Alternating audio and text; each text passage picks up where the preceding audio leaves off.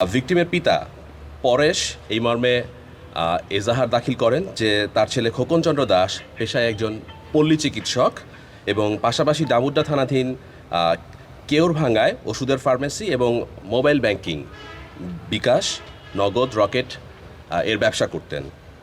গত 31/12/2025 তারিখ রাত আনুমানিক 2100 ঘটিকায় ভিকটিম ব্যবসা প্রতিষ্ঠান বন্ধ করে ব্যবসার নগদ টাকা একটি ব্যাগের মধ্যে নিয়ে কেউরভাঙ্গা থেকে সিএনজি যোগে নিজ বাড়ির কাছাকাছি তিলয় ব্যাপারী মসজিদের সামনে এসে সিএনজি থেকে নেমে পায়ে হেঁটে বাড়ির সামনে পৌঁছালে সেখানে আগে থেকে ওত পেতে থাকা আসামি সোহাগ খান, পিতা বাবুল খান, সাং তিলই ৩ নং ওয়ার্ড, ২ নম্বর আসামি রাব্বি মোল্লা, পিতা শামসুদ্দিন মোল্লা সাং আতলাকুড়ি ওয়ার্ড নাম্বার ২ সাং আদর্শগ্রাম এবং ৩ নম্বর পলাশ পিতা শহীদ সরকার বর্তমান সাং আদর্শগ্রাম সর্বত থানা ডামুড্ডা জেলা শরীয়তপুর ধারালো চাকুসহ অন্যান্য দেশীয় অস্ত্রশস্ত্র সহ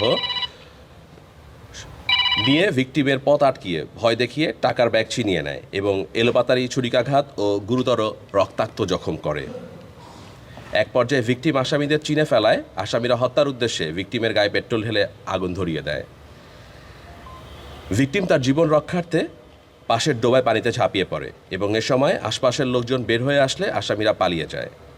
আসামিদের ছুরির আঘাতে ভিকটিমের মাথার বাম পাশে, বুকের ডান পাশে নিচে এবং পেটে গুরুতর জখম হয়।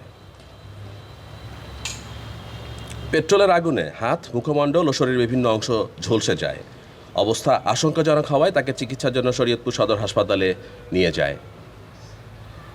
ভিকটিমের শারীরিক অবস্থা গুরুতর আশঙ্কা বিবেচনায় ডাক্তার উন্নত চিকিৎসার জন্য ঢাকা মেডিকেল কলেজে প্রেরণ করেন। তো নতুন এবং ফিরে আসা গ্রাহকদের জন্য নগদে চলছে ক্যাশব্যাক সহ প্রতিদিন হাজারো উপহার জেতার সুযোগ। হবে আশা আর ফেরা, সারপ্রাইজ সেরা। উল্লেখিত ঘটনায় শরীয়তপুর জেলার ডামুড্ডা থানায় দস্যুতা এবং হত্যা চেষ্টা মামলা রুজু হয়। পরবর্তীতে গতকাল সকাল 08:00 ঘটিকায় ঢাকা মেডিকেল কলেজে চিকিৎসাধীন অবস্থায় ভিকটিম মৃত্যুবরণ করেন। সুপ্রিয় সাংবাদিকবৃন্দ, চাঞ্চল্যকর এই মামলাটির গুরুত্ব বিবেচনা নিয়ে র্যাব ৮ বরিশাল মামলাটির রহস্য উদ্ঘাটন এবং ঘটনায় জড়িত আসামিদের গ্রেফতারের লক্ষ্যে ছায়াতদন্ত শুরু করে। আসামিরা পালানোর সব ধরনের চেষ্টা করা সত্ত্বেও তাদের পালানোর রুট এবং সম্ভাব্য সকল কৌশল নিখুঁতভাবে বিশ্লেষণ করে অভিযুক্তদের অবস্থান শনাক্ত করা হয়।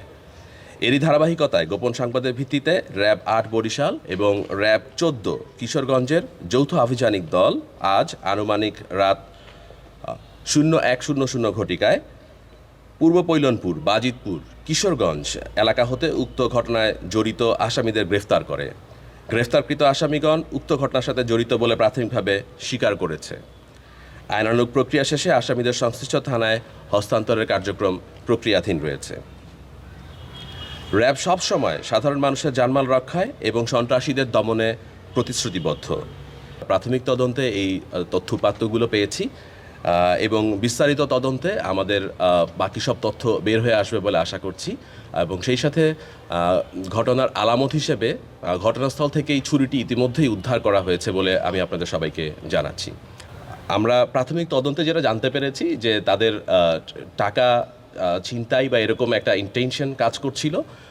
বাকিটা আমরা হয়তো বিস্তারিত তদন্তে বের হয়ে আসবে।